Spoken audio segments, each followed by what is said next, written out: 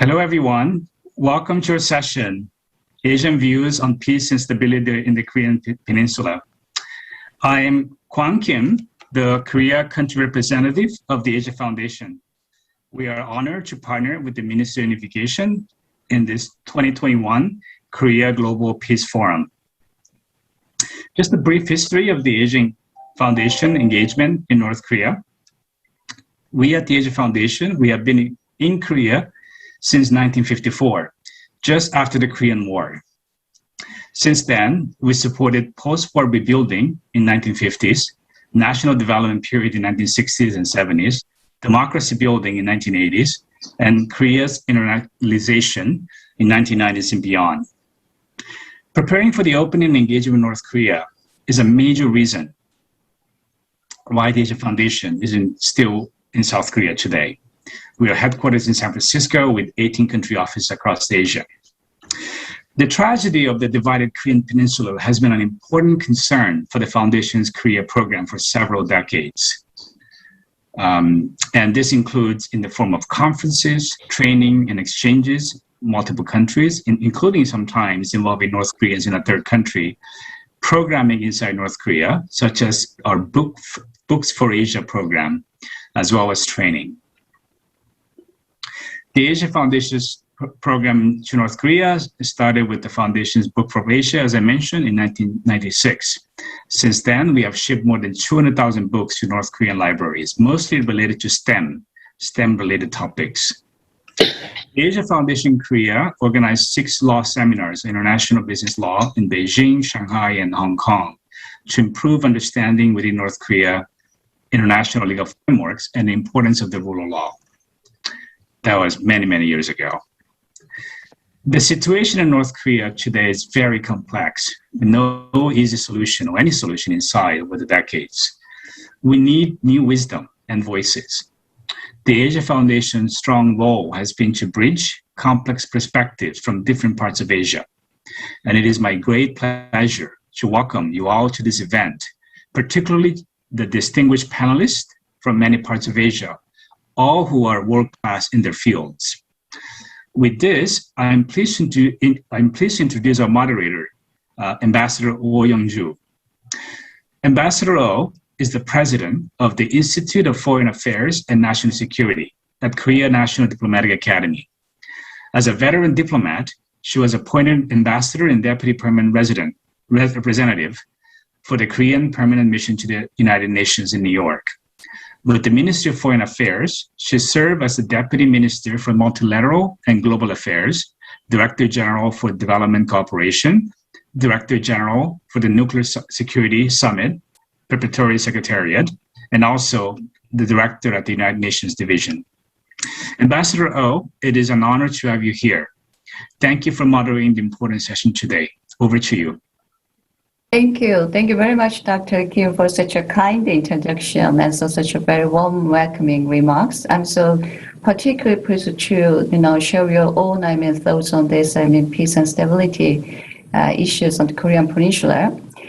Good morning, everyone. As introduced, my name is Young-ju Oh.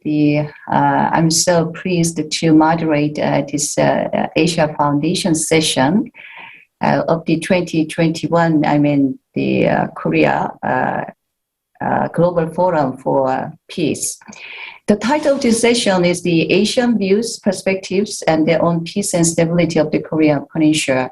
As you all are aware, despite of the decades of these strenuous efforts by the interested parties, in particular by the Korea and the US, the North Korean nuclear issue and missile issue, as well as the lasting peace of the Korean Peninsula, still remains a great challenge that demands the closer cooperation, coordination among concerned parties, and also the beyond.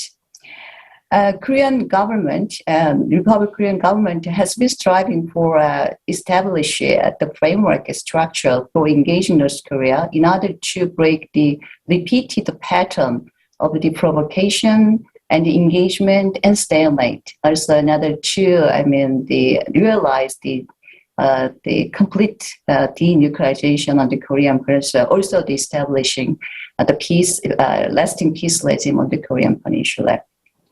Even though we are currently facing some sort of the impasse surrounding the North Korean nuclear issue as also inter-Korean relations, I do firmly believe that this kind of framework structure still continue to remain in place. Many Asian countries have taken an open approach toward engaging North Korea. So most Asian countries quite supportive of the peaceful resolution of the North Korean nuclear issue, also peaceful unification here in Korean Peninsula. It is no coincidence that the historic two summits between U.S. government and the North Korea were held in the capital of the Asian countries. Against this backdrop, today we are going to have very rare chance here in this session to explore diverse regional perspective on peace and stability on the Korean Peninsula. Possibly, the engagement opportunity from the Asian countries. We are going to be joined by terrific, fantastic panelists from the various parts of the Asian countries who are going to share their own insightful views on this issue based upon their vast knowledge and experience. With that, I would like to introduce our distinguished group of participants who are here with us virtually.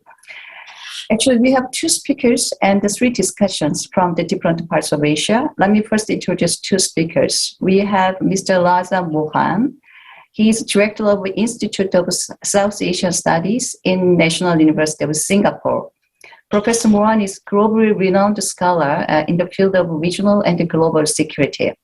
He served on India's National Security Advisory Board. He has authored and co-authored numerous publications on South Asia's strategic and diplomatic positions in the changing global context. I warmly welcome you, Mr. Mohan. We have also Ms. Chiu Ping Hu as a speaker. Dr. Hu is a senior lecturer in strategic studies and international relations at the National University of Malaysia. She is a widely relevant scholar here in Korea as the Asian expert on the Korean Peninsula security issues and peace process. She is currently Council Fellow, Global Future Council on the Korean Peninsula at the World Economic Forum. Her research area also includes Korea's New Southern Policy, NSP, and the ASEAN-ROK relations. I welcome you, Dr. Hu. Now let me introduce our 3 discussions. First, I am pleased to have Professor Setinan Phongsuchirak, Director of the Institute of the Security and International Studies at Bangkok's Chulalongkorn University. He has held numerous visiting positions, including at Johns Hopkins School of Advanced International Studies, and also currently serves on the several editorial boards of the academic journals. His main academic focus is domestic and geopolitics of Thailand and ASEAN. Our next discussant is Mr. Chong Vanarith. He is president at the Asian Vision Institute of Cambodia. Dr. Vanarith is public policy analyst and the government relations strategist. His research interest focuses on the geopolitics and the geoeconomics of the Mekong region. Our last but not least discussant is Dr. Le Hong Hiep from Vietnam. He is a senior fellow at the Vietnam Studies Program and the Regional Strategic and Political Studies Program of the ISEAS Yusof Isaac Institute, Singapore. Before joining ISEAS, he worked for the Ministry of Foreign Affairs of the Vietnam and taught at the Faculty of International Relations of Vietnam National University. He is also author of the 2 books on the Vietnamese foreign policy. It is an absolute pleasure to welcome each of you to this session and thank you for your participation. I believe we're going to have very thought-provoking conversations on the agenda in front of us. Before we get started, a couple of things for our proceedings. We are given 90 minutes. We use the 10 minutes for this introduction, and also that's why I would like to make best of use of the remaining 80 minutes. And I would like to give 10 minutes or to maximum 15 to each speaker, and which will be followed by the interventions by 3 discussants. 7 minutes will be given to 3 discussants. And then the remaining time will be used for interactive discussions based upon the points raised by all panelists throughout our discussions. We also try to get some comments and the questions from our viewers. I believe that many personalities, join us virtually. So if you have any questions or any comments, please use the Slido app. If you clicked the link at the YouTube chat box, you can go into the Slido app, so you can leave your comments and the questions. If you have any specific questions, please identify the name of the panelist you wanted to address. Okay. So with this, without further ado, I would like to invite our first speaker, Dr. Hu Chuping. You have the screens, Dr. Hu. Thank you so much. Firstly, to President Oyun-jo, the president of IFANS, for the kind introduction. And of course, not forgetting the Asia Foundation and also the Ministry of Unification of Republic of Korea for convening the 2021 Korea Global Forum for Peace.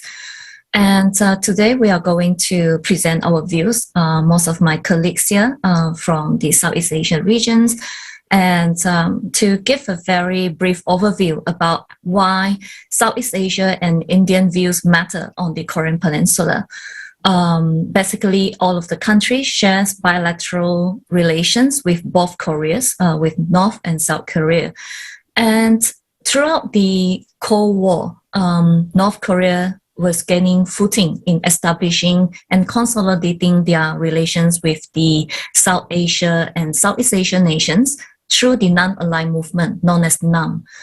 It was through this solidarity in anti-imperialism, in the post-colonial narrative, and also in the vie for nation building that North Korea has been cooperating very closely with these countries.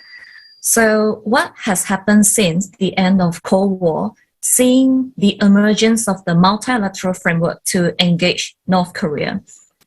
By incorporating North Korea to become part of the member of ASEAN Regional Forum, the ARF, it remains to be the only multilateral forum that North Korea is still a member. And six-party talks has always been one of the critical collaboration among the major stakeholders surrounding the Korean Peninsula. Meanwhile, ARF members, especially of those Southeast Asian countries, has been playing the role behind the scenes. So what do I mean by this is that they will convene secret meetings among the major stakeholders involving the United States, South Korea, and also North Korea over the course of the six-party talks negotiations, and of course serve as the bridge that link Southeast Asia and Northeast Asia in hope to produce peace on the peninsula. Fast forward to today, it is now post-COVID-19 era. The new administration, the Biden administration, has promised a different approach and conducted policy review on North Korea. However, North Korea is now imposing a strict lockdown around the country. No flights are allowed to land in the country. No foreign ships are allowed to dock at their ports. So it seems like the physical connection with North Korea has been cut off by their leadership. So with this remaining 6 minutes that I have, I would like to express some of the ideas on how to critically engage North Korea in the time of pandemic, and whether the North Korean leadership is willing to accept engagement from the outside world. So even though the scenario that I just mentioned just now has not been changed since last year, North Korea has sent strong signals to the United States that the denuclearization talks will be conducted on the basis of reciprocal exchange. They still signal their willingness to talk. However, the United States has been seen as sending mixed signal to the North Korean counterpart. So what do I mean by this is that the maximum pressure campaign is still ongoing. Sanctions has not been lifted, partially lifted or exempted. In the case of issuing medical assistance to North Korea. And in the case of Malaysia, following the first case of extradition of a North Korean businessman from Malaysia to the United States, North Korea's trust in international exchanges has drastically reduced. So in what way ASEAN can provide opportunities in engaging North Korea, and how South Korea can construct and support a third-party-based peace mechanism? What do I mean by supporting a third-party-based peace mechanism is like external platform like ASEAN, European Union, even United Nations and its agency. North Korea is still actively reaching out to Global Vaccine Alliance, Gavi, and also COVAX. So there is a very clear need to deliver these vaccines into North Korea.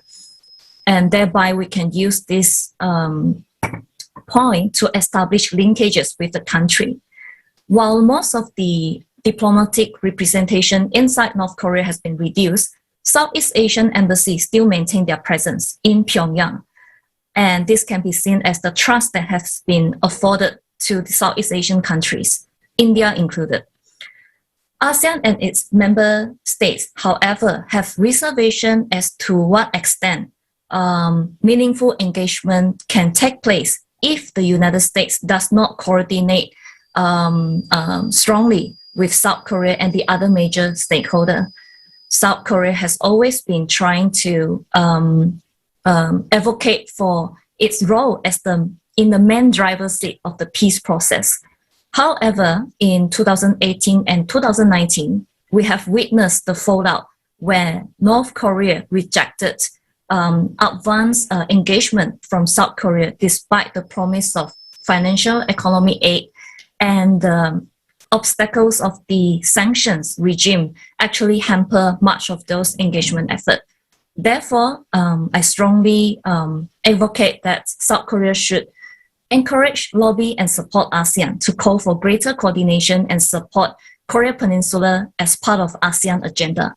Only when the governments are committed to this agenda that we can create meaningful connection. Already the NGOs are making headways, and that include the Singapore-based NGO Chosen Exchange as the first NGO in the world to establish online educational exchange with North Korea during the COVID-19 pandemic. So the long-term vision is to have North Korea to become an ASEAN dialogue partner, establish a mission at the ASEAN Secretariat, where ROK mission also shares its presence. So I look forward to the further discussion with my fellow colleagues. Thank you so much for your attention. Thank you. Thank you very much. Thank you very much, Dr. Hu, for your such a well thought out and also very comprehensive presentations, in particular on the role of the ASEAN countries in promoting peace and stability on the Korean Peninsula. As you mentioned that given the very historic and the diplomatic ties with North Korea, I do believe that the Asian country is the only country who can provide the friendly advice to North Korea. You also said that there are some ample room for Asian countries to engage in the peace process if certain conditions are met. So I wanted to explore and expand this kind of specific points when we open the discussions among the panelists. Now I'd like to invite our second speaker, Mr. Mohan. Screen is yours. Thank you, Ambassador Wu. Let me begin by thanking the Ministry of Unification, Republic of Korea, the Korean Global Peace Forum, and the Asia Foundation for inviting me to participate in this important discussion. You know, India and the Korean Peninsula are somewhat separated by distance, physical distance. We are not immediate neighbors for the Korean Peninsula, but also political distance that has emerged over the decades. So Delhi is not usually a part of the Asian discourse on peace and security in the Korean Peninsula. But the situation was somewhat different in the aftermath of the Second World War, when the Korean Peninsula became a zone of confrontation between the major powers at the very beginning of the Great Cold War. Newly independent India then, under Jawaharlal Nehru, with his sense of Asian solidarity, played a modest role in limiting the conflict in Korean Peninsula by participating in the various repatriation missions.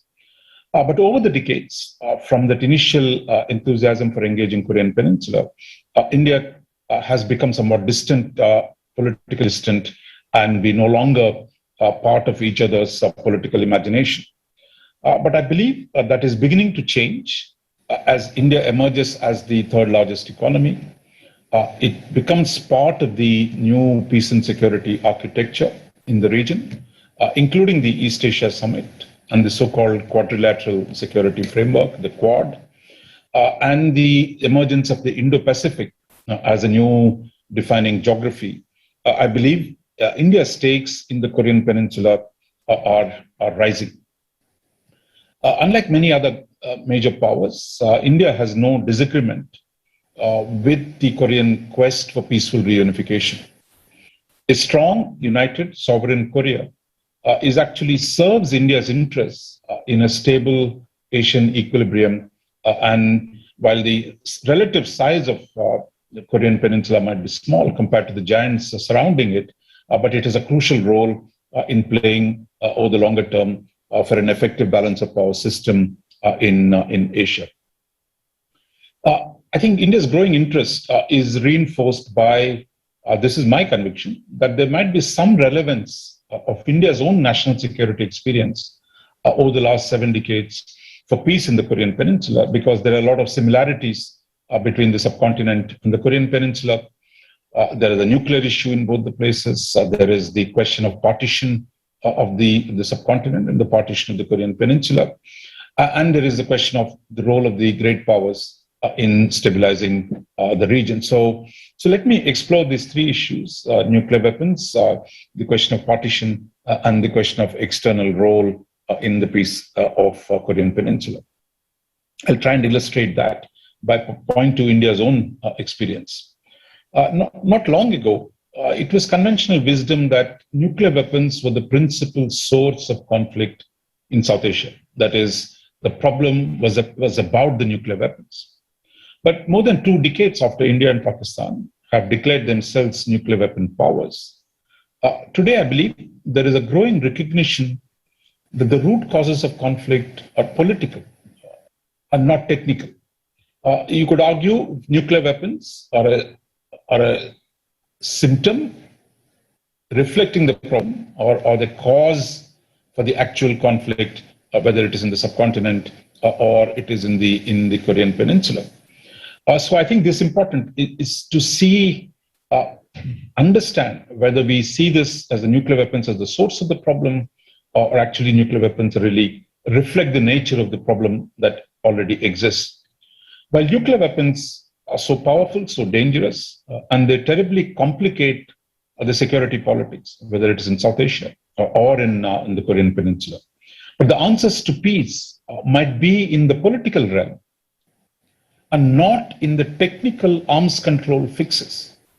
That is, the problem on South Asia or the Korean Peninsula cannot be solved by constructing all the borrowed wisdom from the US-Russia rivalry on the nuclear weapons, non-proliferation treaty, and the range of systems. I mean, there's a wealth of experience in the arms control domain. But I think the answer in the end, well, these needed to be done to avoid war, to prevent an accidental conflict, that it's still the primary vehicle, the primary motor, if you will, for peace must be a political process and not arms control in itself. So arms control is important. It is the resolution of the core political problems that really will really transform the region. So I believe the Korean Peninsula, like South subcontinent, must find an appropriate balance between the political and the technical in the debate on the nuclear issue. The second, I think, since both the subcontinent and Korean Peninsula, both regions were partitioned for different reasons. Well, in the Korean case, I mean, the partition was imposed from outside, and in South Asia, the partition was demanded by a section of the people. But I think there is a tension between the imperatives of the national security in the two successor entities to the partition. In the case of South Asia, it's India and Pakistan, here, North and South Korea. So the national security establishments in the divided countries, there is an imperative of how do you protect your national security. But there is also the enduring appeal, the demand, the national sensibility of the popular aspirations for political and economic reconciliation. After all, they belong to the same nation. That it is, too often, I think many analysts try to ignore the aspiration of the people for reconciliation and focus it purely as a technical problem. So my sense is that the hard-headed realism of the national security state, I'm a realist, I believe, look, you have to make hard-headed calculations of the nature of the threats that a divided nation presents. But at the same time, you can't forget the strong popular aspirations of the people on both sides of the dividing line for transcending the bitter legacies of partition and the tragedy that it has imposed both on the Korean Peninsula and in South Asia. So it's very, very important to be able to address that concern. We see in India and Pakistan sometimes, while the governments are quarreling, there's enormous goodwill between the people, that you see when Indians and Pakistanis meet outside.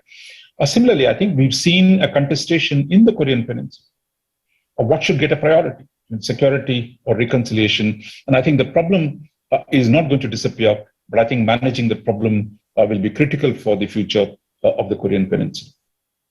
The third set of issues is between the local and the foreign. Who decides what is the outcome? What should be the process? How you talk, what you talk, and where you want to go. So there is a tension, I think, between the demands of the local, that is the two divided nations and the representatives, and these interests of the great powers. That the great powers have larger geopolitical interests, which tend to impinge on how you deal with the problem of managing the conflict in the subcontinent or in the peninsula.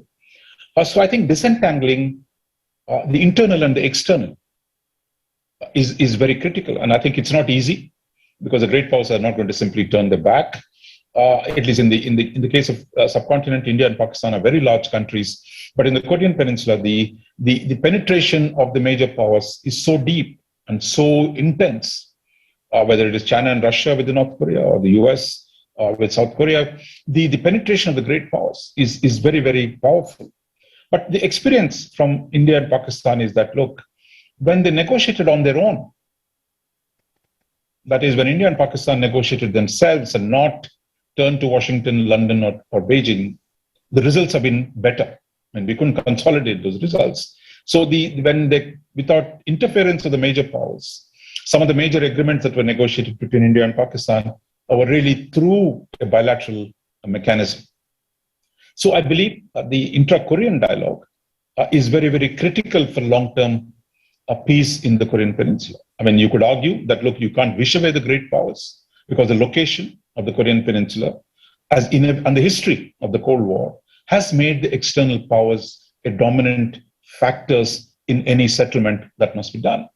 But I think there is agency for South Korea, for North Korea. It's not going to be easy, but I think an intra-Korean dialogue of enhancing the relative weight of the intra-Korean dialogue with all the difficulties that we face today, I think is critical to shape the longer-term outcomes in the Korean Peninsula, because the great powers have their own interests, and they're not going to decide things ultimately in favor of the Korean people, because I think it's not a shocking thing. All countries have their own interests.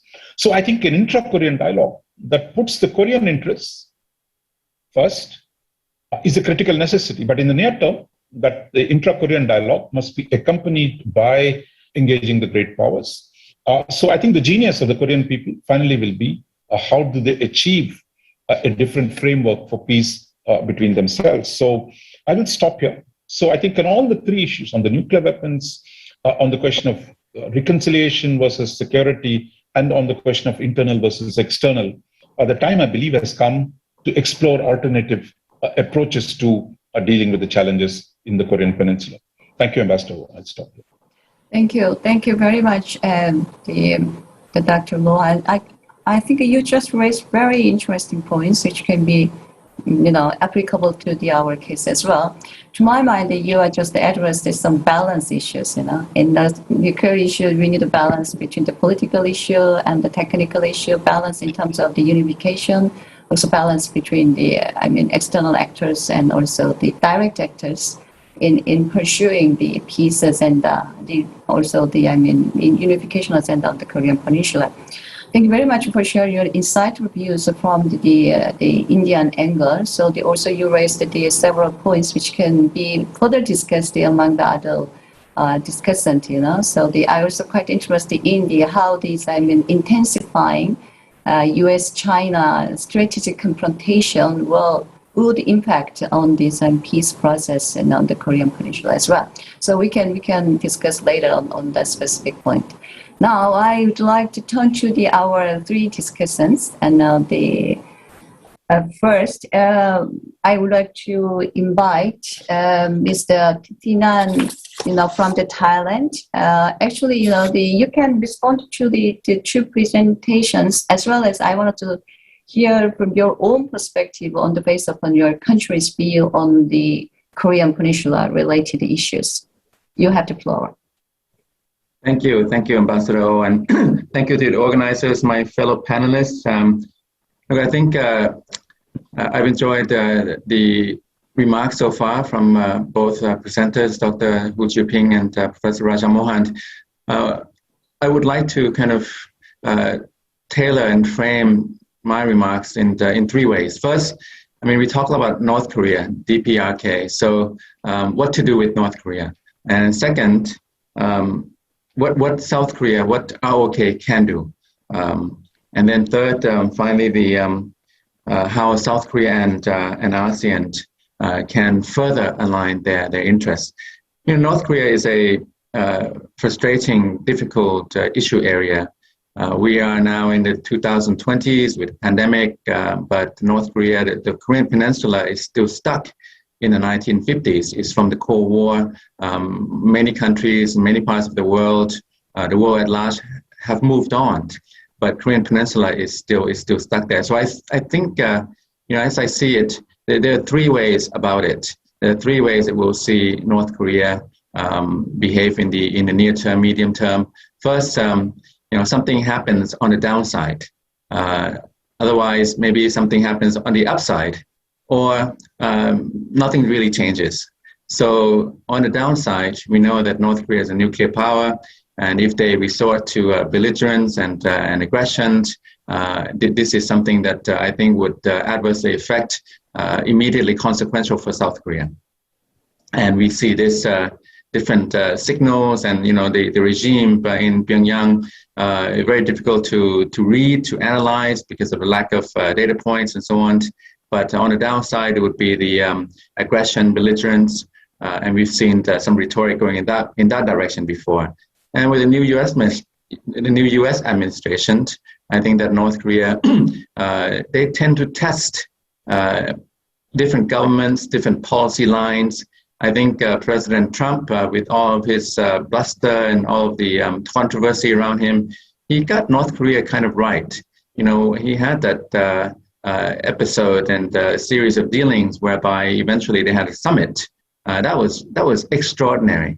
And I think the regime in Pyongyang in North Korea, they understand that kind of language, a language of not just tough talk, but follow-throughs. And when President Trump promised fire and fury, I think that really settled that kind of signal to North Korea that the U.S. meant business. So the Biden administration, I think, will be tested. And if the Biden administration responds like perhaps the Obama administration, they have the same kind of people behind them, then that might be bad news, because that might embolden, that might lead the North Korean regime, President Kim, Chairman Kim, could think that the U.S. is weak, and then we might see belligerence and aggression in that direction for leverage.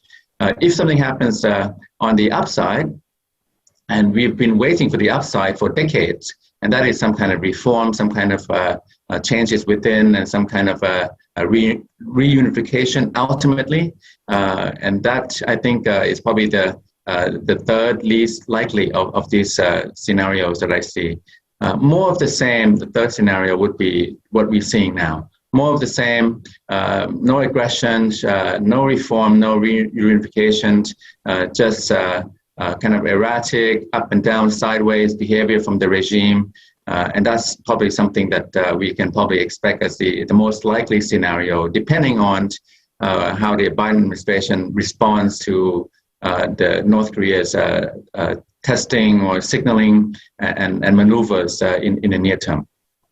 Now, South Korea itself, I mean, it's remarkable that South Korea has gone through, the last 7 decades through the civil war, demarcation, and divisions of the two Koreas and so on, and all through the decades, South Korea, ROK, has managed to become a thriving democracy and a prosperous economy. It's just amazing. And I think that the South Koreans should not forget that. A lot of people look to South Korea, not because of North Korea. A lot of people down here in Southeast Asia look to South Korea because South Korea is a great shining example of having a dynamic economy and political liberalization with civil liberties, fundamental freedoms. So South Korea has been doing a lot. I think it's pitching itself as a kind of a passive middle power. Passive middle power meaning that it has a lot of resources. It has appeal, the K-pop, the soft power, diplomacy, the overall kind of magnetism from Korean culture, Korean places and people, and some of the resources through, personally, I can see the Korean Foundation doing more in Southeast Asia.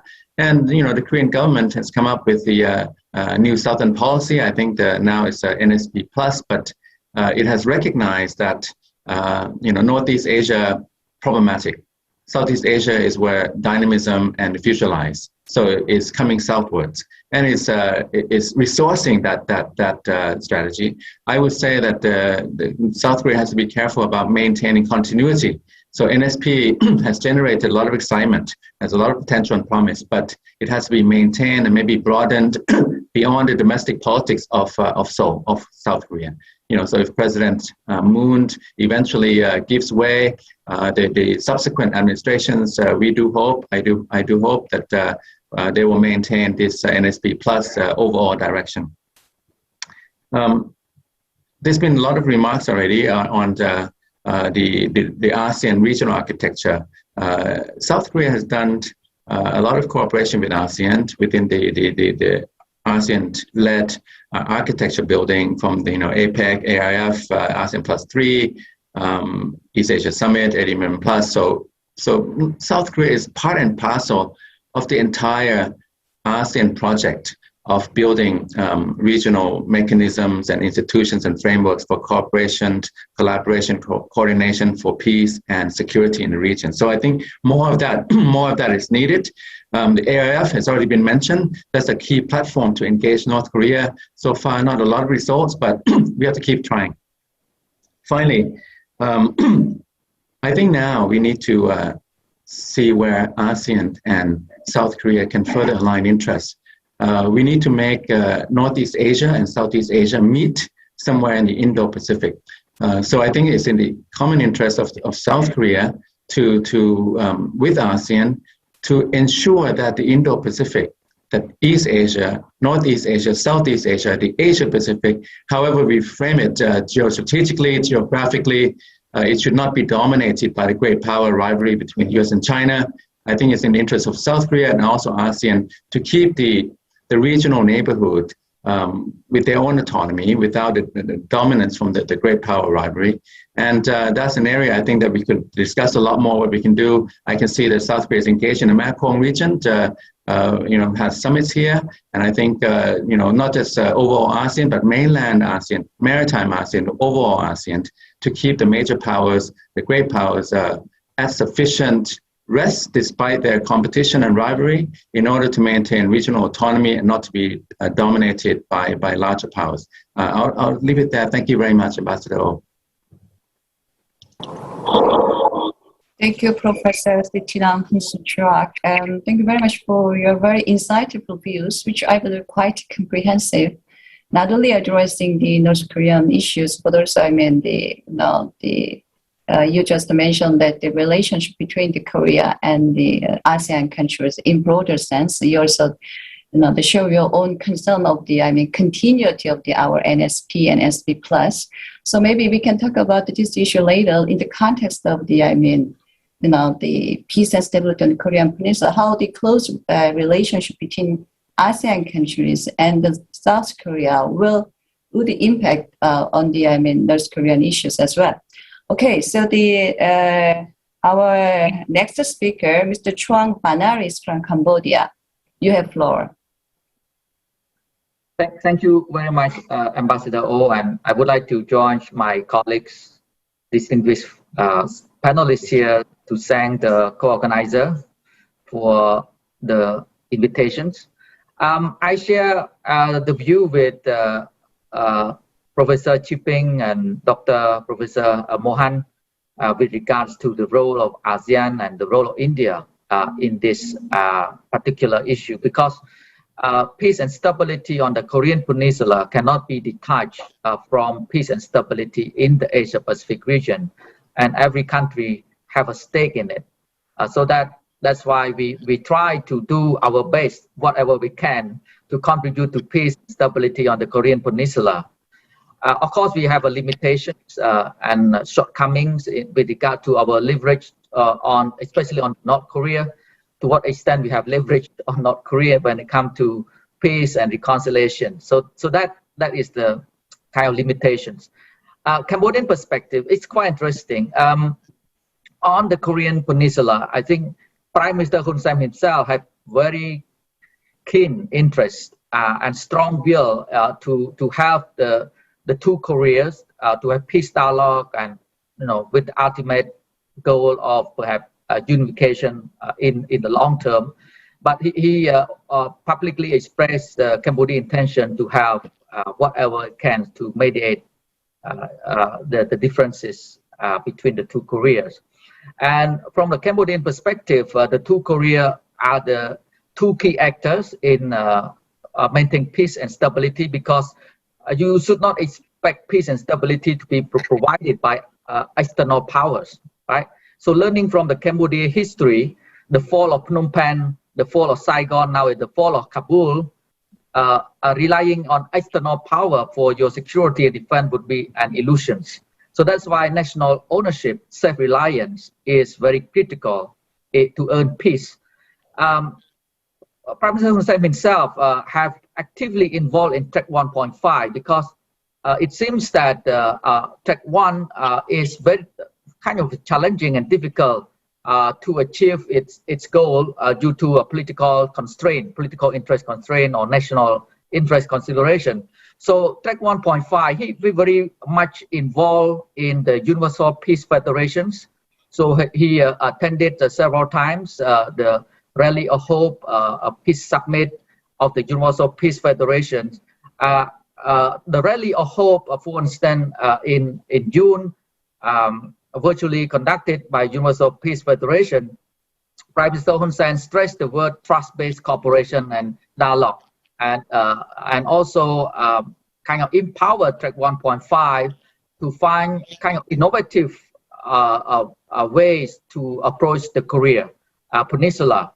And remarkably, at that Rally of Hope, we saw the presence of former Vice President Mike Pence, former Secretary of State Mike Pompeo also presented their views. And this platform, I think, provides a lot of opportunity and space for policymakers to express their view on the Korean Peninsula.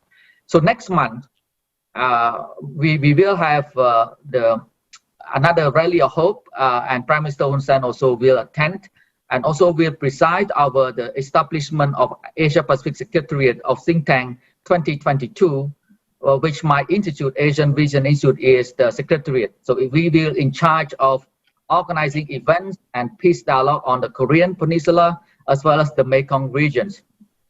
So this is, and interestingly again, former President Donald Trump will attend this rally of hope, which take place on 12th of September. And a former Secretary General of UN, Ban Ki-moon, is the chairman of Think Tank 2022. So I think he will push a lot of agendas and dialogue on the Korean Peninsula from a very global perspective. So Prime Minister Hun Sen, he himself very much engaged in this. So that's why he supported the establishment of Asia Pacific Secretariat for Think Tank 2022 based in Phnom Penh. His main focus on the Korean Peninsula now is food security, because the humanitarian assistance to North Korea very essential, and we need to go through World Food Program and all those different organizations and NGOs, because the food security in North Korea this year, I think, will be very severe, and how we can help this kind of provide this kind of humanitarian assistance. Last but not least, Prime Minister Hun Sen will send a message in 2 weeks' time on the prospect of Korean, and then November will be a summit, and he will be the co-chair of the steering committee of the World Summit on Korean Peninsula. And the message that he would send perhaps is using cultural values in order to reconcile the two Korea, because Korean, they speak the same language, maybe food a bit different, but they share a lot of share cultural identity. So we will propose one culture and two nation or two states, one culture, two state proposal, by using culture as a means in order to reconcile the two Korea. So that is one of the proposal, and of course the food security is one of the key issue here. So he looked at the Korean Peninsula from a track 1.5 and from a cultural and humanitarian or people-centric approach toward the Korean Peninsula, because by the end of the day, if the people understand each other, then I think the atmosphere of peace and reconciliation can be promoted. And for your information, that under the Think Tank 2022, my institute will also establish Mekong Peace Boat. So the Mekong Peace Boat will invite, perhaps with the support from the two Korea, to invite the young leader from both Korea and South Korea to attend the Mekong Peace Boat on the Mekong cruise, to have a certain dialogue on peace and on the Korean Peninsula. So we will try to facilitate that. And in the summit in this November, the Universal Peace Federation also tried to invite the representative from North Korea to attend as well. So this kind of people-to-people exchange, I think, will play a critical role in the peace and security process on the Korean Peninsula. Thank you. Thank you, Dr. Vanaris, and thank you very much for sharing your Cambodia's views on this issue, as well as the specific work done by your government, or envisioned by your government in the future. Thank you very much for that. Now, listen up our last guy, the discussant, Mr. Lil Hong Hip from the Vietnam. He's right now based in Singapore, but you have the floor. Thank you, Ambassador O. First of all, I would like to join other panelists to thank the Asia Foundation and the Ministry of Unification for inviting me to participate in this panel. So as we all know, the Korean Peninsula is one of the potential flashpoints in the Indo-Pacific region. And all regional countries, including India and ASEAN member states, have an interest in the peace and stability on the peninsula. The security challenge on the Korean Peninsula has existed for more than 70 years and has evolved along developments in the global geostrategic environment, including the ongoing US-China strategic competition. However, I think no single country can resolve this issue by itself, and the resolution will require the cooperation of direct stakeholders, especially the ROK and the DPRK, but relevant regional players, including India and ASEAN member states, also have a role to play. I therefore agree with most of what Professor Raja Mohan and Dr. Hu Chiu-ping, as well as the two discussants, said about the region's perception of the security challenge on the Korean Peninsula and what they can or cannot do to help with the issue. As a member of ASEAN who has strong ties with both the ROK and the DPRK, Vietnam is also interested in the situation on the Korean Peninsula. As of April last year, South Korea was the largest foreign investor in Vietnam, with more than 8,700 projects and the cumulative investment capital of nearly $69 billion US. Samsung, in particular, accounted for about 20% of Vietnam's export turnover in 2020. Vietnam is therefore interested in the maintenance of peace and stability on the Korean Peninsula, as tensions there may disrupt Korean investment and manufacturing activities in Vietnam. As for North Korea, Vietnam and North Korea maintain a traditional relationship that dates back to the early days of the Cold War, built on the shared socialist ideals and similar historical backgrounds.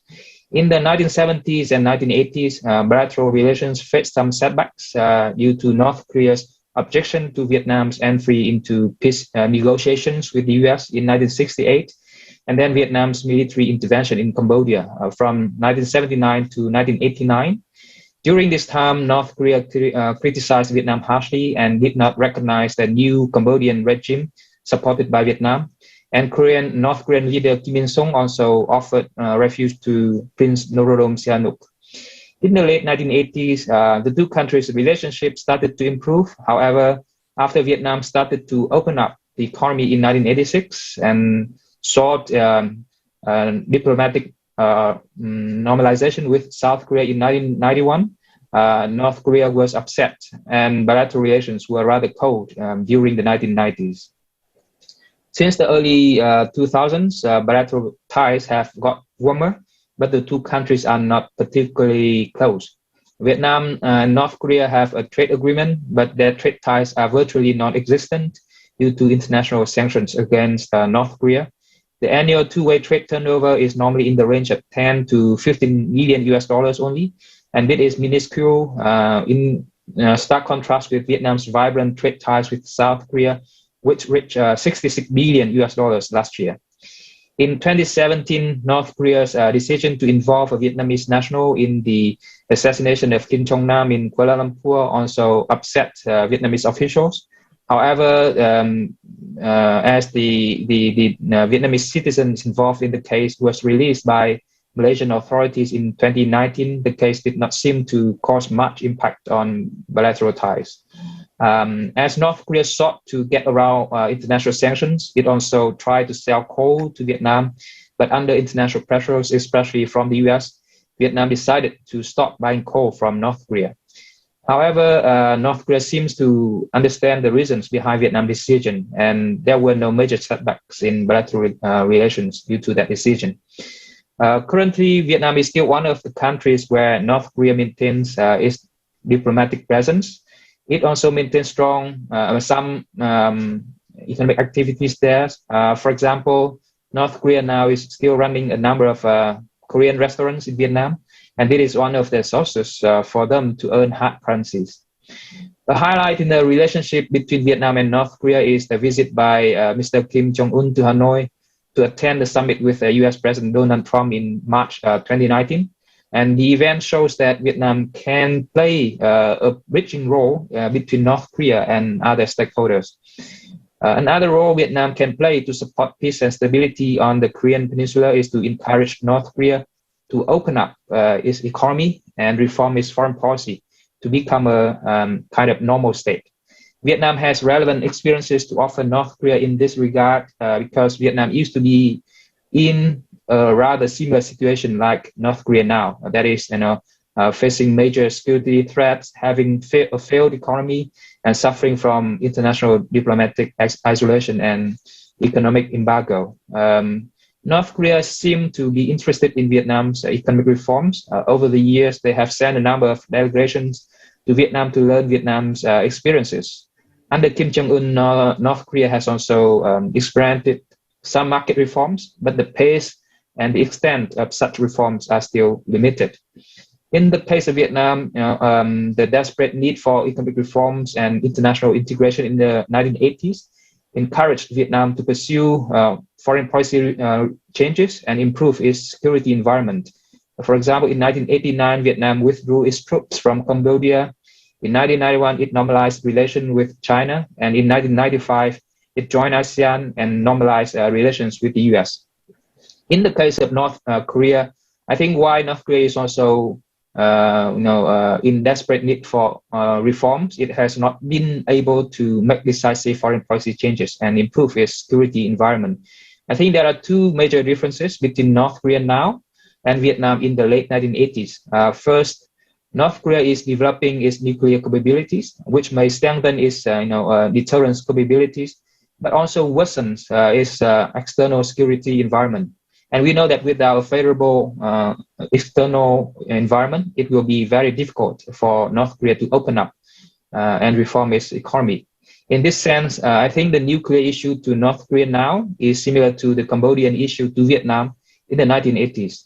And Vietnam had to withdraw its troops from Cambodia and resolve the issue before it could escape isolation and economic sanctions. I think North Korea will have to do the same, that is to abandon its nuclear program first if it wants to pursue economic development and international integration.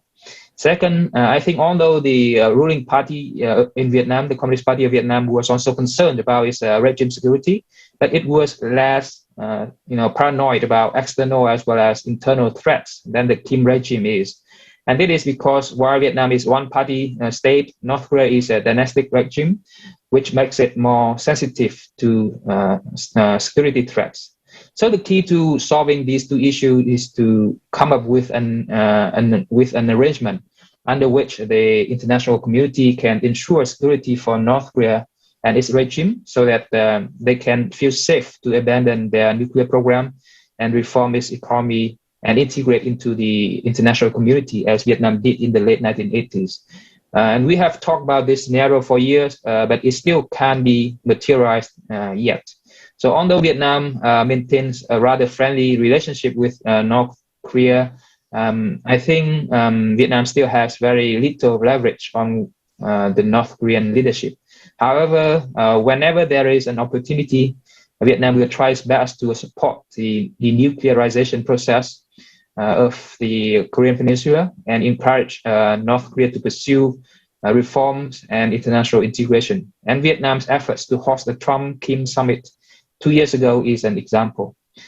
So from Vietnam's perspective, peace, stability, development, and prosperity on the Korean Peninsula are important to not only Korean people, but also to the international community, including Vietnam. On this note, I'd like to end my remarks here. Thank you very much for your kind attention. And I look forward to follow-up discussions and the Q&A session. Thank you. Thank you. Thank you very much. And the Dr. Le Hyun Ho. Actually, you just made very comprehensive presentations. In particular, you analyzed well the similarities and the differences between the North Korea now and the Vietnam in the 80s. Maybe that the similarities and differences will be a very important. The things we have to think about in terms of the, let the North Korea open the floor, open their economy, or let the North Korea to change their course, in terms of the foreign policy. So I hope that we can expand a little bit in our discussions. Now we all heard all the three discussants very, fantastic interventions on the, presentation of two speakers. They also lay out their own view, their country's view and personal view on the issues in front of us. Now, I would like to turn to two speakers to make their own responses to the discussions and interventions.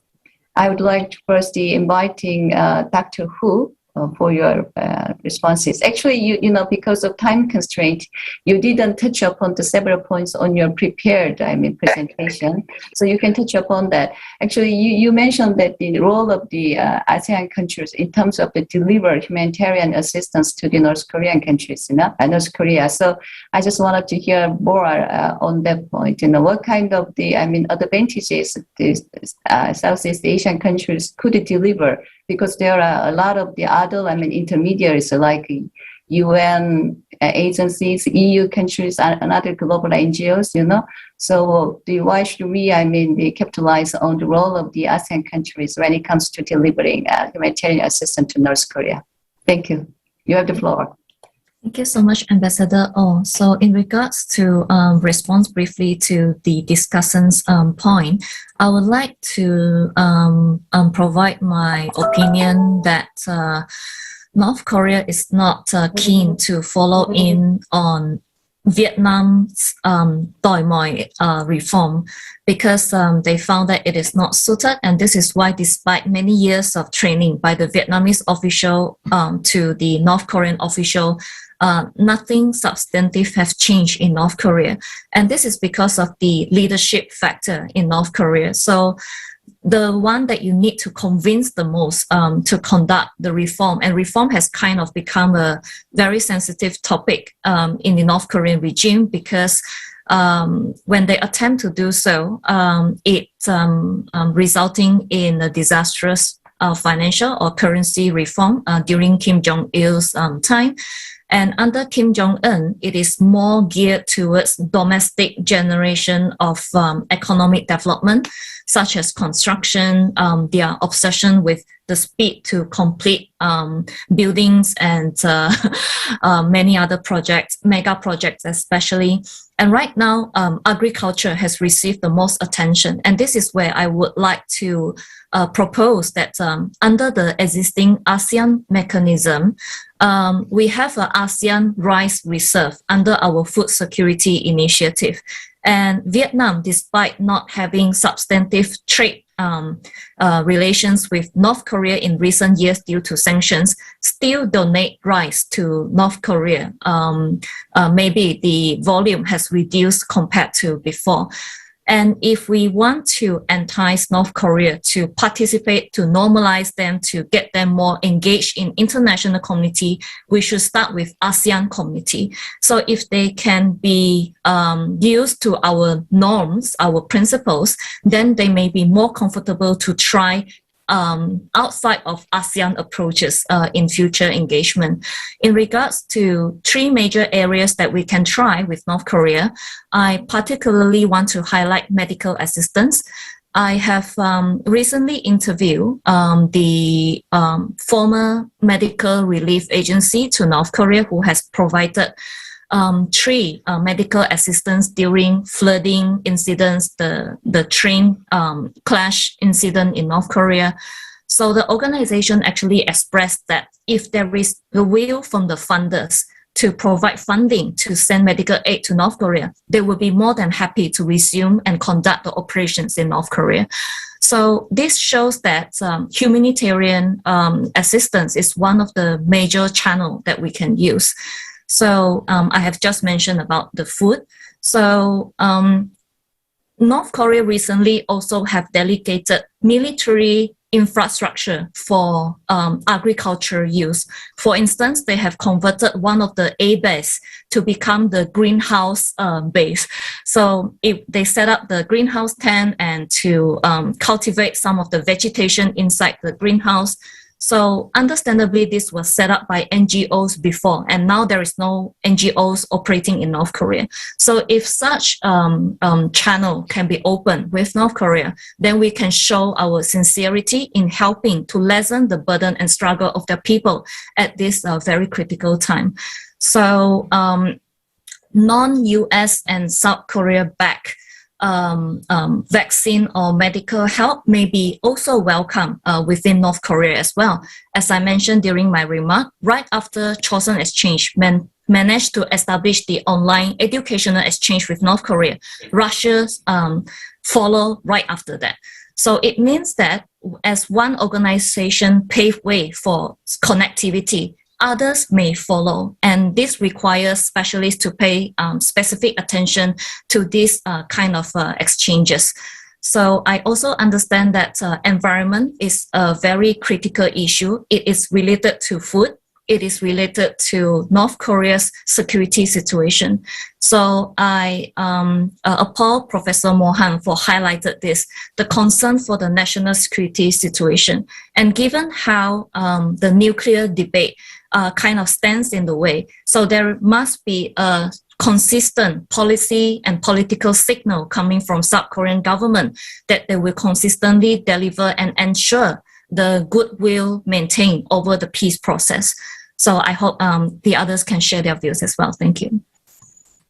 Thank you. Thank you very much, Dr. Hu. So now I would like to invite the Dr. Mohan for his response to the audio and points raised by the discussants. I mean, I would just say, 2-3 points. I mean, I think one, I'm not sure if either the UN, which is the international community, or the ASEAN can alter the structure of the conflict in the Korean Peninsula. Because the two great powers, US and China, and Russia too, has had historic stakes in the Korean Peninsula, and how they define those stakes will fundamentally limit the possibilities of the UN Security Council. You could imagine one day US and China would be on the same side, but I suspect their interests are fundamentally different. I mean, that beyond the nuclear issue. Mao Zedong famously said, Korea is lips and teeth, the relationship between China and the Korean Peninsula. They would want a neutralized Korean Peninsula in their favor. For the Americans, I think at this point, they're not going to simply step away from the defense of the Korean Peninsula and cede amidst the expanding confrontation they have with China to a Chinese-dominated Korean Peninsula. Maybe someday the US would come to that, but at this point we are not there. So idea that UN would come to, I mean, they can do procedural stuff, sanctions, and that kind of thing, convene negotiations. So the Security Council is not some kind of an international jury. It is a balance between the five major powers. And the ASEAN, look, ASEAN can't handle South China Sea. I mean, if you think it can handle a conflict in Korean Peninsula that predates ASEAN, where ASEAN has no, where it is in its own territorial issues are at stake. ASEAN is having trouble dealing with China-US rivalry. We can say, look, ASEAN centrality, but ASEAN has a problem. So it's not that, that is some kind of a critique, but I think that's a reality. I mean, how does it deal with a powerful neighbor and a distant power who's been around? And the capacity to find a way out to secure their own interest is going to be challenging. And there's nothing shocking here. And I think we got to recognize the power realities and ASEAN's ability to fundamentally influence the outcome in the Korean Peninsula. I think I'm a skeptic. It can invite them, create platforms, integrate them in the regional institutions, have more humanitarian assistance delivered, those kind of functions. In fact, even from the end of the Cold War, ASEAN has tried to do that. And I think that function will remain as a facilitator, as an honest broker in terms of the secondary issues. But the structure is still, the two great powers are locked in a big way. And then Japan and Russia too are involved in one way or another. That creates its own problems. So my sense is, look, the great power rivalry is the principal problem, and that there's no way of short-circuiting that. That's one part. Second, I think we don't know enough about North Korea, what goes on inside, but South Korea is divided, deeply divided in the assessment of the nature of the problem and the nature of the solution. So, that's what the constant battle in Korea between, we'll see what happens in President Moon's re-election. Can he come back? Are the conservatives going to win? And those don't agree on the definition of the problem or of the solution that you need to find. So my view, is that, look, finally it must go back to an intra-Korean process. And eventually, Korea regaining its sovereignty. See, today, Korea is not sovereign. The question, I'm not just about the military, who controls the armed forces. I'm not about that level. But one of the terrible things that the Cold War did, whether it is in Vietnam or Germany, the many other places partition took place, left the region frozen in a conflict. So we can blame the North Koreans, we can blame the South Koreans for it. But there is a historic burden out there. And transcending this requires, I think, a reconciliation between the two Koreas and seeking their agency in settling this historic burden that is imposed on the peninsula. And we can count on the goodwill of US and China. And we can count on the good offices of ASEAN. But in the end, it is an intra-Korean process. And eventually, like Germany gained its sovereignty, Vietnam gained its full sovereignty. At some point, I think the message of unification is really that we must let the Koreans, we must trust the Koreans that they can decide it for themselves. And I think that is the challenge. And I think that's where we need to go. Thank you, Dr. Mohan, for such a very candid and realistic view. And then, so as you mentioned, that the fate of the Korean Peninsula should be done by the two Koreans first, but the very constructive contributions, engagement of the direct partners, indirect partners might be necessary. That's why my government is going to try to make some kind of virtuous cycle between the inter-Korean relations and the U.S. and North Korean relations. Thank you very much for such very good advices to Korean government and also for all the policies we are going to envisage. Well, so now we actually concluded our presentation and discussions and responses by the two speakers as well.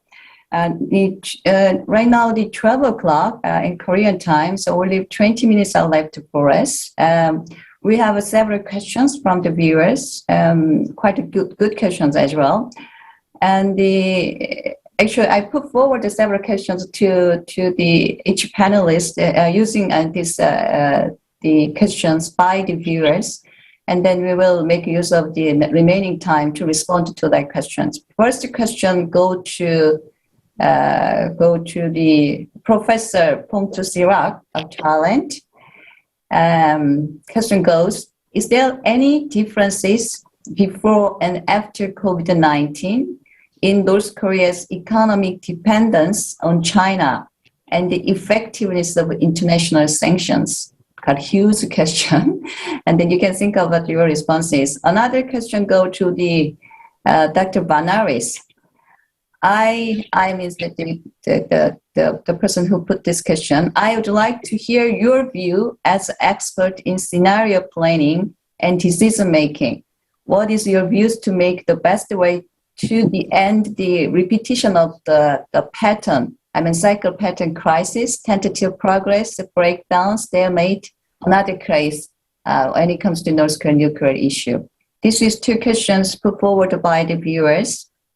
And I have specific questions to the Mr. Roh Hong Rip.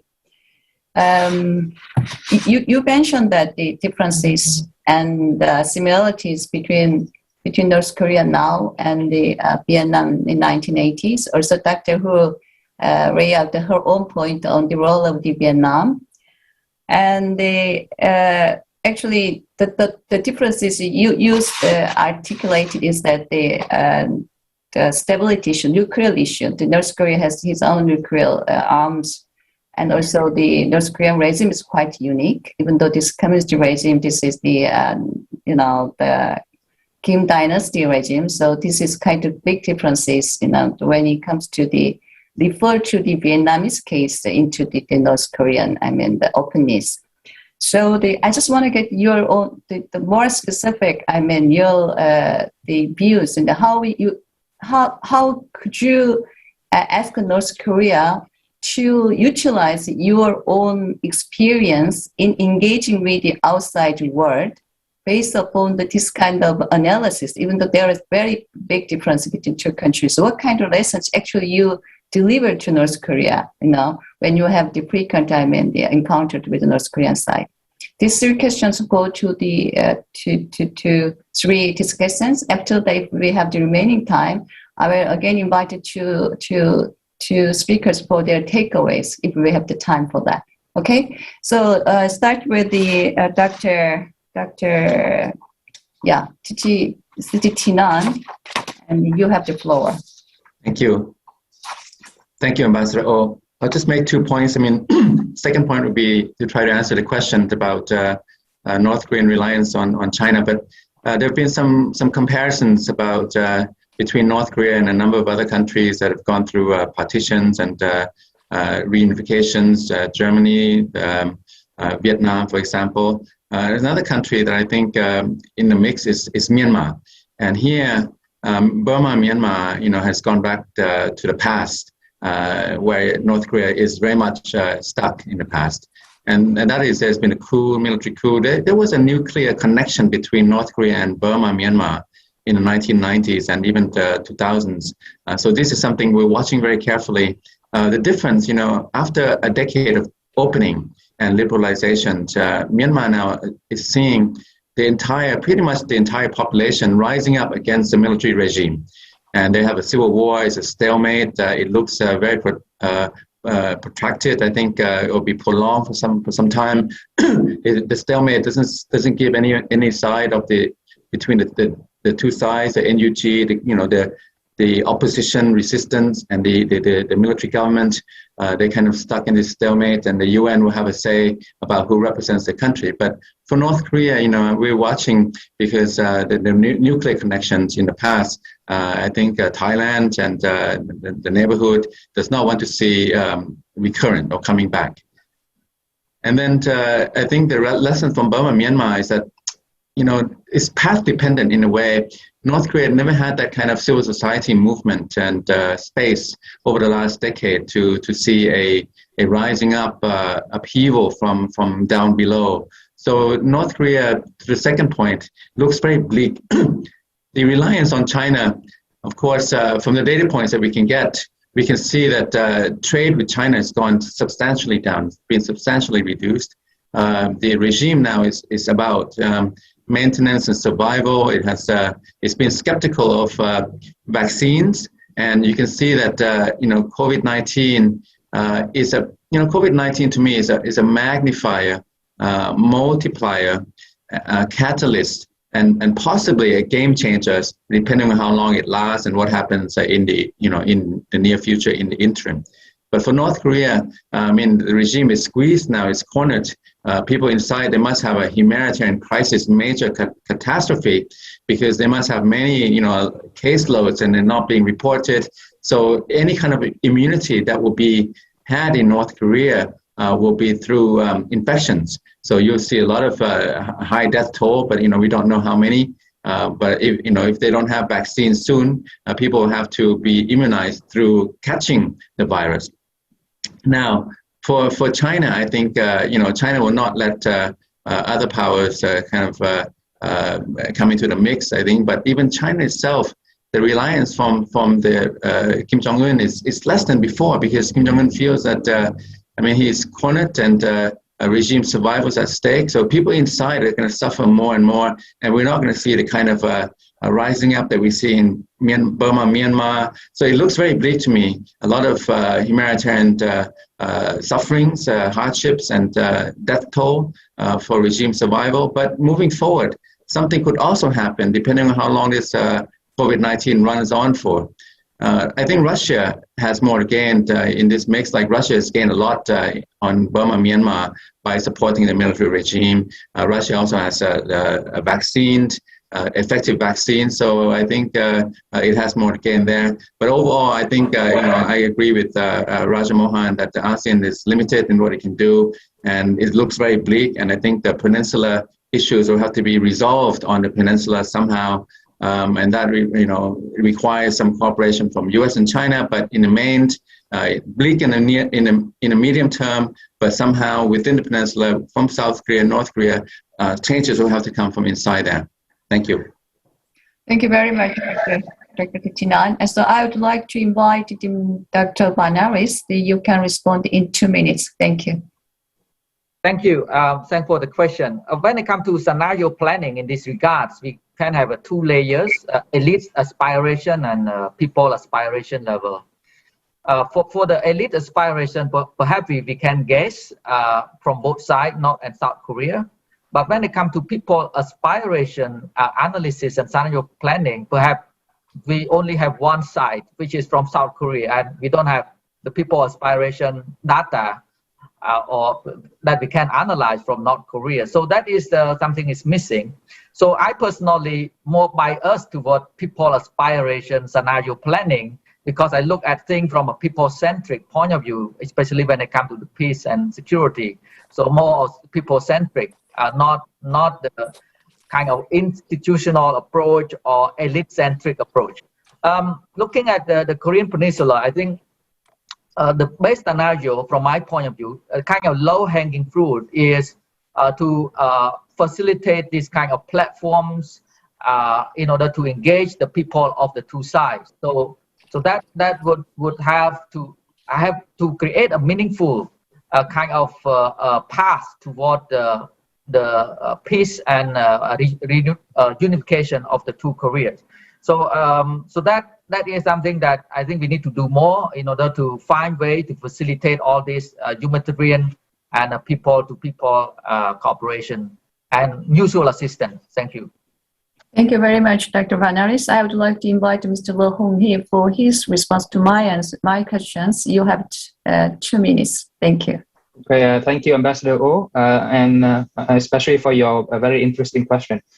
So I think if we expect changes from North Korea, I think the changes should come from both sides, from both North Korea itself and also other external stakeholders. In the case of Vietnam, for example, in the late 1980s, when Vietnam announced that it would withdraw its troops from Cambodia, there were positive reactions from other stakeholders.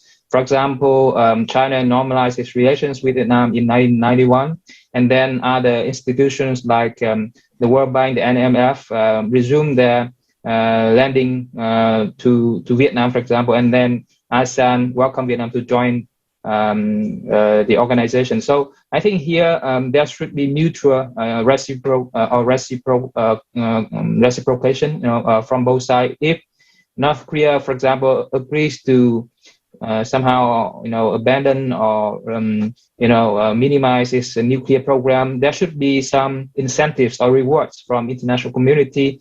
The direct stakeholder may sign a treaty to promise no hostility, no invasion, no regime change for North Korea, for example. These measures should help to build trust, and cultivate a culture of cooperation and encourage North Korea to gradually open up. But I would concede that in this case, the domestic factors seem to prevail. The North Korean leadership mentality is very important here. Even if other stakeholders offer them certain promises or rewards, will they agree to change or not? And I think in this regard, I think the role of Mr. Kim Jong-un is very important. As some panelists have mentioned, the prospect may not be so optimistic, but I think in the case of Mr. Kim Jong-un, because he came to power when he was relatively young, he has spent almost the past decade to consolidate his power, to make sure that he will not be challenged domestically. So he had to play his cards, being tough. But I hope that in the next 10 years or so, he will have to think about other things beyond his power consolidation. He has to think about how to bring North Korea out of the pariah state and to develop North Korea, because they cannot stay like that forever. It will not be good for their political position, his political position as well. So as he's still quite young, I still have hope that somehow in the future he will take initiative, either to learn from Vietnam or from any other countries, and to take bold initiative to reform his country. So I think I hope that they will come at some point in the future. Thank you. Thank you very much. A very positive posture from your side. And okay, so I would like to finally invite to our 2 speakers for their last words and their takeaways from our discussions. Dr. Hu, you first. Thank you so much, Ambassador. After listening to so many points raised by my colleagues, I firstly want to address that I did not propose to have ASEAN to be the game changer to change major powers policy on the current peninsula. Of course, that is not realistic. So what we want to be is to be the bridge when North Korea is rejecting, for instance, US initiative and even engagement approach from South Korea. So one of the key to peace process is to maintain momentum. So what we hope to provide is exactly that.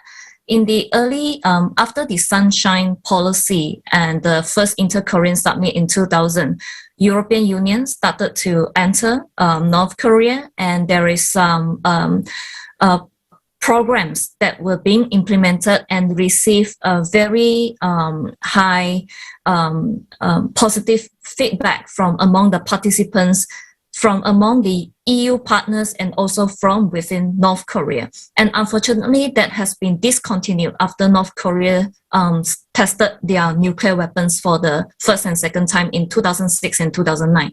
So what we can do right now is to recognize that North Korea has seen itself as a de facto nuclear power state. So we should operate from that basic assumption. So we cannot simply ask them to denuclearize, but we should start from arms control. Disarmament should be the foundation of which we should proceed. And as this is highly integral to South Korea's national security, every posture, so as Professor Raja Mohan has said, this is a national security problem. So the South Korea domestic politics has been divided for too long. So it's time for the bipartisan agreement on a long-term North Korea policy. And this can be integrated with multilateral diplomacy initiative that South Korea government has been launching. New Southern policy, new Northern policy. This multi-pronged strategy could ensure that the linkages with North Korea remain engaged and not disconnected during the time of high political tension. So with that, I would like to also say that North Korea's self-lockdown is more severe than the international sanctions regime. So in this light, we have to consider a very different approach and a greater understanding of North Korea's domestic consequences. Thank you so much. Thank you. Thank you very much, Dr. Hu. Dr. Mohan, your last words. Thank you. I think it's been a very enriching discussion. I mean, to learn diverse perspectives from Asia. I mean, I would say three things at the end. I mean, one, because how much we don't have directly influence what's happening in Korean Peninsula, but what happens in Korean Peninsula will have an effect on everyone in the region. So I would say that three ways in which the situation can change. I mean, I think we've discussed this. One, can there be an internal change will there be new consensus within South Korea that can produce a different, approach? I think we've seen President Moon offer a lot of interesting ideas. I mean, putting some emphasis on going beyond the armistice to a peace declaration. So those kind of ideas, and I think those can't be abandoned because we need to keep thinking differently about the future of the region, not get stuck. It's not just North Korea which is stuck in the 50s, that the international community is not willing to even imagine a peace declaration and stuck in the armistice framework when the Korean War ended. Second, can Korea defend itself? Now, this whole idea, you need 28,000 American troops. Now, is that, I mean, it's a very sensitive issue, but the question is, someday the Americans are going to debate it. Is it worth doing this forever? Can the Americans keep doing for the next 25 years what they've done for the last 75 years? Or does Korea have the resources to defend itself? I mean, it's one of the largest economies, OECD country, and compared to the border we defend, which is 4,500 kilometers with China and with 3,000 with Pakistan, it's a small boundary. Does South Korea, given its wealth and power, need a large foreign military presence to deal with a challenge? I mean, it's a serious challenge from there. Third, I think, is the question of nuclear weapons, which, who pointed out that, look, there's already a debate. Do you accept the nuclear status quo? Or are you trying to reverse the nuclear status quo? So that, again, I think is a question that will be there with us, with the region, with the Korean Peninsula. So I think the assumption that, look, the policy approaches that were tried by the Americans and the Chinese in the last 20 odd years are going to be a permanent fixture. I think will be a mistake, because politics within Korean Peninsula, American politics, and what's happening in China are variables today And those variables will, I think, have a big influence on how if things could happen, things could turn out. So, but I would conclude by saying we must give more agency to South Korea to think of this from a sovereign perspective, from a long-term interest of the Koreans themselves, rather than from an alliance perspective, arms control perspective, and non-proliferation perspective.